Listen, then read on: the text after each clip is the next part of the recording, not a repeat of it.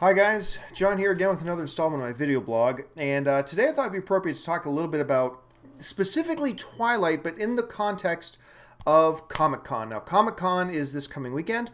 A bunch of my friends are already on the 6-hour drive to San Diego from Los Angeles. It's normally not that long, but the traffic going down there this weekend is insane. And although I've gone the last 2 years in a row, I am not going this year, even though San Diego is really just about a 2-hour drive from where I am. I'm not going to Comic-Con this year. And I'll talk about how this gets into context with Twilight in a second.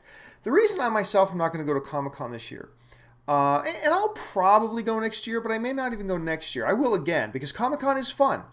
But there are, for somebody who does what I do, working on an online movie site, there are a couple of main reasons to go. The first main reason to go is to go to all the press junkets and press opportunities that they have at Comic-Con for the press.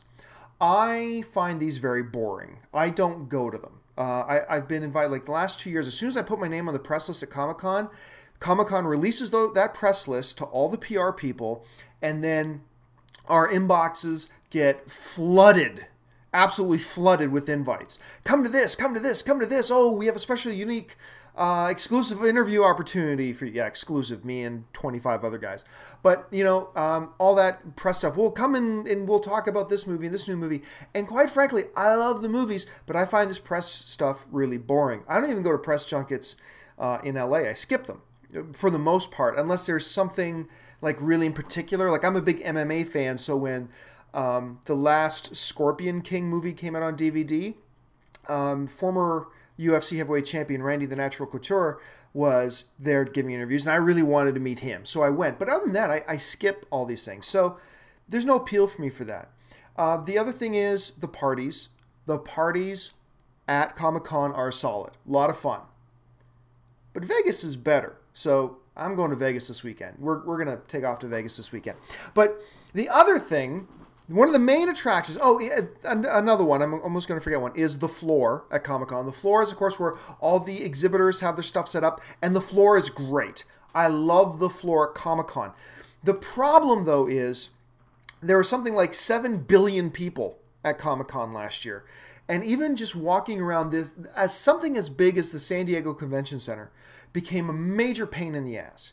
And even just walking the floor, this huge, huge, quadruple football-sized field convention center floor was insanity. Even just trying to walk from point A to point B, and it was a pain in the ass.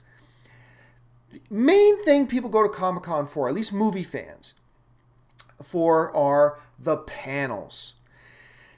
Where they have a big, there's going to be a District 9 panel, and there's going to be an Iron Man 2 panel, or there's going to be this panel or that panel, where they get all the cast and the directors to come and sit at this big table, and you file into an auditorium, and you get to see your favorite movie stars. Now, that sounds like fun. But personally, I find the panels boring. Kind of like the press junkets, I find them boring. But this is where Twilight comes into it.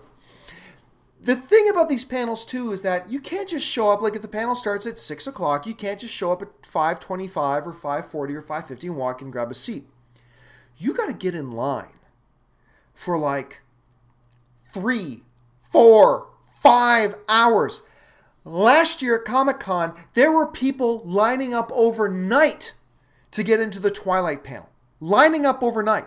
Now, I was just reading on Twitter, some of my friends who are already down in San Diego, and there are people already in line for the next Twilight panel that I believe is tomorrow. They're already in line. One wrote that they even have air mattresses down there set up. Now keep this into perspective here. They're not going to see the movie. No. They're not going to see the movie. They're going to get in for probably a 45-minute session. Now you can say, well, at least they get to see their favorite movie stars. Well, unless you're sitting in the first 10 rows, which you're not going to get in the first 10 rows. But unless you sit in the first 10 rows, you're not going to see your favorite movie star from Twilight anyway. You're going to be sitting somewhere in the 50th or 60th row, and what you're going to see is a blurry, kind of off on the horizon, the table with the movie stars. What you're really going to be watching is the big giant screen. You're going to be watching your favorite movie stars on the screen. And, maybe you'll find out some great new things about Twilight too. Well, here's the kicker. I'm going to be in Las Vegas. I'm going to see a video of that exact panel that you're sitting in, that you stood in line for 12 hours for, to get to see 45 minutes and watching them on a big screen from half a football field yard away. I'm going to find out everything that was revealed in that panel 5 minutes after it's finished by being online.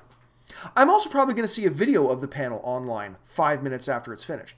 Except the difference is I'm going to be having my feet in the pool at the Palms Hotel instead of sitting in line for 12 hours. And I don't get it. I mean, okay, look, as a movie fan, I kind of understand. I understand radical, fanatic, you know, being a fan of something. I think, yeah, I'm wearing my Skywalker Ranch. Yeah, I'm a Star Wars fan for life, okay? I understand being a fanatic. I do. But I'm a fanatic for the movies, you know? I mean, I do not understand. I will never understand the appeal that average fans have. And this is not a knock on average fans. I'm just saying I just don't understand it. I will never understand the appeal of standing in line for 12 hours to sit in a 45-minute panel where you're not really going to see the people anyway, where you could see the entire thing and learn everything that was revealed in it 5 minutes later online. I'll never understand it. I also don't understand, you know, my online colleagues who go to this stuff. I mean, that's fine. When I went the last 2 years, I exclusively went for the parties. I turned down almost every panel except for the ones that I was on. And I didn't go to any of the press stuff. And I just went for the parties. That's it. Because Comic-Con has some good parties. But that's it. I mean, these people who go, I mean, I tip of the hat to you folks for being such fans that you want to be in line for 12, 13, 14, 20, 24 hours to catch a glimpse of Robert Pattinson. Okay, great. I'm just saying, I don't get it. But, I mean, if you're really into that and that's what you're digging, God bless. I hope you're having fun at Comic-Con. Me, I'm going to be in Vegas. Anyway, that's just my little video blog for the day and my little kind of rant stuff. Anyway, hope you're enjoying them. Have a great weekend, folks. If you are down at Comic-Con, have a great time. Be safe, drive safe, and enjoy yourself. For the movie blog, I'm John Campia.